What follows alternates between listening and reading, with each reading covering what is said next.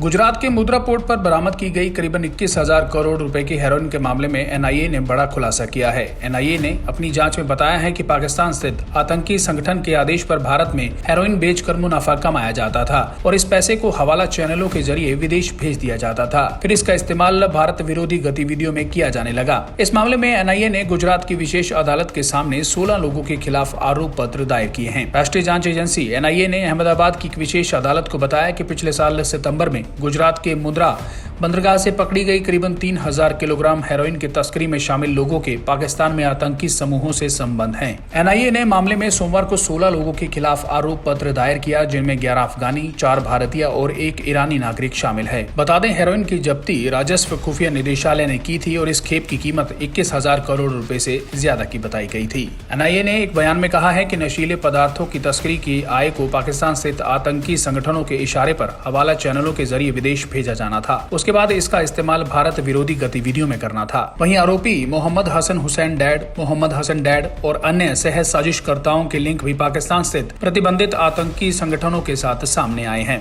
Hasan dad और Hussain dad Afghanistan के कंधार स्थित मैसर्स हसन हुसैन लिमिटेड के प्रमोटर हैं। अधिकारियों ने कहा कि यह कंपनी थी जिसे हेरोइन को सेमी प्रोसेस्ड टॉक के पत्थरों के रूप में खेप में भेजा गया था।